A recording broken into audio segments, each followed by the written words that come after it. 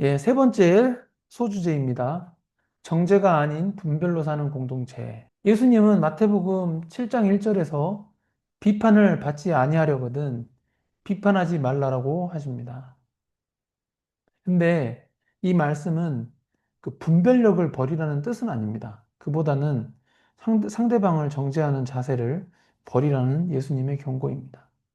그렇다면 예수님께서는 비판을 받지 아니하려거든 비판하지 말려고 이렇게 말씀하셨을까요? 말씀 그대로 다른 사람의 비판을 받지 않고 싶은 경우에는 비판하지 말라는 것입니다. 예수님은 이렇게 부연 설명하십니다. 마태복음 7장 2절 한번 같이 읽어보겠습니다. 같이 읽겠습니다. 너희가 비판하는 그 비판으로 너희가 비판을 받을 것이요. 너희가 헤아리는 그 헤아림으로 너희가 헤아림을 받을 것이니라. 내가 상대방을 비판하면 비판하는 그대로 내가 비판을 받게 된다는 것입니다. 그리고 내가 상대방을 헤아리는 그 헤아림으로 내가 같은 기준의 헤아림을 받는다는 것입니다. 근데 특이한 것은 예수님께서 비판하고 헤아리는 상대방에 대해서는 언급하지 않았다는 것입니다. 이게 무슨 말이냐면은 다시 말해서 제가 어떤 사람에 대해서 비판하고 헤아렸을 때 저에게 비판당하거나 헤아린 당한 사람이 저를 비판하거나 헤아릴 수 있지만 그 사람 말고 전혀 다른 사람, 생뚱맞은 사람이 저를 비판하고 헤아리는 경우가 있을 수 있다는 것입니다. 예를 들어서 설명해 보겠습니다. 같은 말이지만 제가 무심결에 A라는 사람에 대해서 비판했다고 가정을 해 보겠습니다. A라는 사람. 그러면은 마태복음 7장 2절에 따르면은 A라는 제가 비판한 사람 있잖아요. A라는 사람이 저를 비판할 수 있습니다. 왜냐하면은 제가 A라는 사람을 비판했기 때문입니다. 그러니까 A가 저를 비판할 수도 있죠. 근데 설령 A라는 사람이 저한테 비판을 하지 않았을지라도 제가 비판하지 않은 B라는 사람이 저를 비판할 수 있습니다. 정작 저는 A를 비판했지만 A가 저를 비판하지 않아도 저를 비판하지 않았던 B라는 사람이 저에게 비판을 할 수 있다는 것입니다. 그 이유는 제가 A를 비판했기 때문에, 제가 A라는 사람을 비판했기 때문에 B라는 사람에게 비판을 받는 것입니다.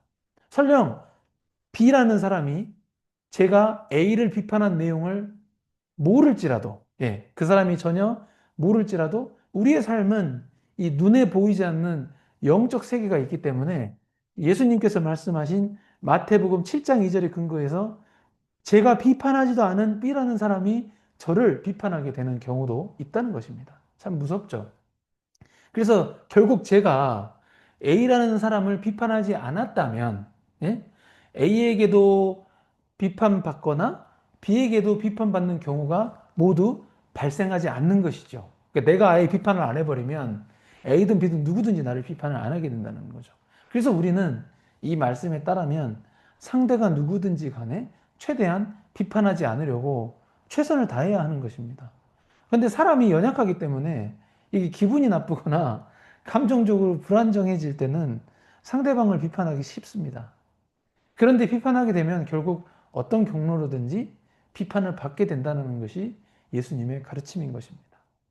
근데 예수님은 상대방이 누구든지 비판하지 말아야 한다는 근거를 다음과 같이 설명하십니다. 한번 같이 읽어보겠습니다. 마태복음 7장 3절에 4절. 어찌하여 형제의 눈 속에 있는 티는 보고 내 눈 속에 있는 들보는 깨닫지 못하느냐. 보라, 내 눈 속에 들보가 있는데 어찌하여 형제에게 말하기를 나로 내 눈 속에 있는 티를 빼게 하라 하겠느냐. 다른 사람의 작은 잘못은 보이는데 정작 자기 자신의 더 큰 잘못은 깨닫지 못하기 때문에 비판한다고 예수님은 말씀하십니다. 결국 예수님의 말씀은 나라는 인간이 죄인인데 죄인이 죄인을 비판할 수 있는가라는 반문을 던지신 거죠. 이 비판한다는 것은 상대방을 정죄하는 것인데 이는 상대방에 대하여 죄에 대한 판결을 할 수 있는 주체만이 할 수 있는 것입니다. 우리 인간은 아담의 원죄 이후로 전적으로 타락하고 부패한 존재가 되었습니다. 결국 죄인인 인간은 어떠한 이유에서든지 상대방 죄인에 대하여 정죄할 권한이 없는 것입니다. 오직 하나님만이 죄인을 정죄할 수 있는 것입니다.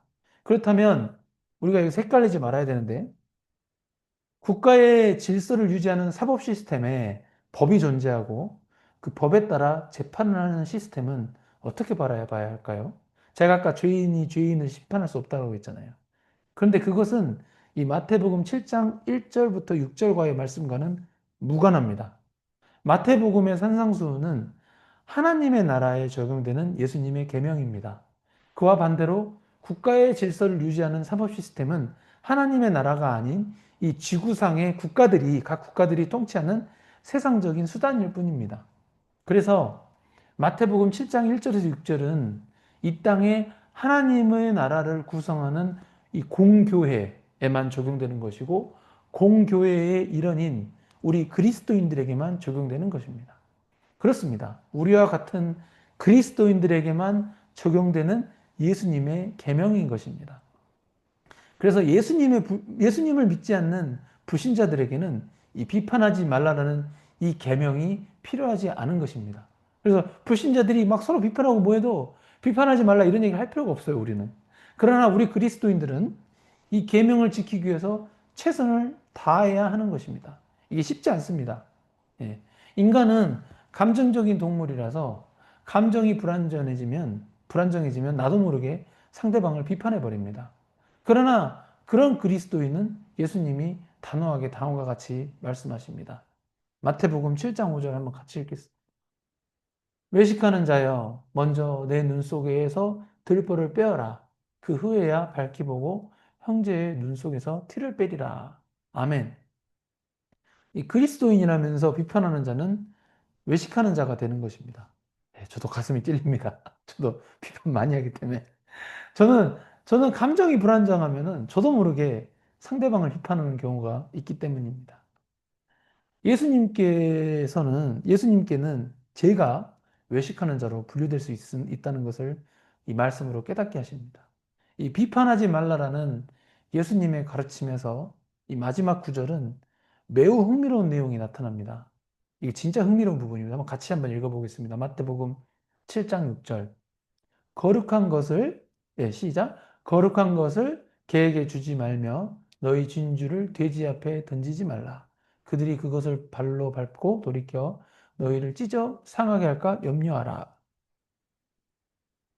정말 이게 좀 죄송한 표현이긴 하지만 예수님은 예수 그리스도를 믿지 않는 불신자들, 이방인들을 갖다가 돼지라고 비유하고 계십니다.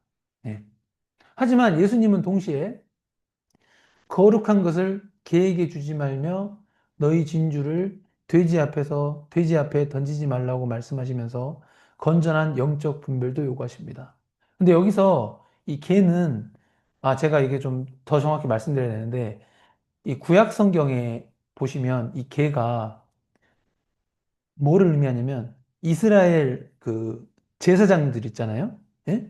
이 제사장들 그러니까 레위인 뭐 이런 사람들 제사장들 가운데 그러니까 선지자도 있죠. 예. 선지자들 가운데 하나님의 말씀을 제대로 선포하지 않는 선지자들이 있어요. 그 선지자들을 개라고 합니다. 구약에서는. 그러니까 이 거룩한 예수님의 말씀을 개에게 주지 말라는 거는 하나님의 말씀을 제대로 선포하지 못하는 그런 선지자들, 영적인 지도자들, 이걸 뜻하는 거죠. 돼지는 예수님 믿지 않는 자들. 예. 아무튼 그렇고요. 아무튼 이 비판하지 말라라는 이 계명은 예수님을 믿는 그리스도인들에게 주시는 계명입니다. 그래서 그러니까 같은 말이지만 비판하지 말라라는 이 예수님의 계명을 불신자들에게 우리가 말할 필요가 없어요. 말해봤자 진주를 못 알아보거든요. 예. 예수님의 계명은 거룩한 것입니다. 그래서 예수님의 계명 중에 하나인 비판하지 말라 또한 불신자들에게 굳이 말할 필요가 없는 것입니다. 이것은 무엇을 뜻합니까? 이 세상에서 살아가다 보면 우리는 불신자들이 막 이런저런 비판하는 걸 보게 됩니다. 그들에게 비판하지 말라라는 예수님의 계명을 그들의 삶에 적용하라고 말해줄 필요가 없다라는 거예요. 어차피 적용이 안 돼요, 그 사람들은. 말해줘도 오히려 그로 인해 우리가 그들에게 공격당하게 된다는 귀한 가르침을 예수님이 알려주신 것입니다. 비판하지 말라고 했는데 갑자기 뜬금없이 아까 7장 6절에 나오니까 그 의미를 가르쳐 드리는 겁니다.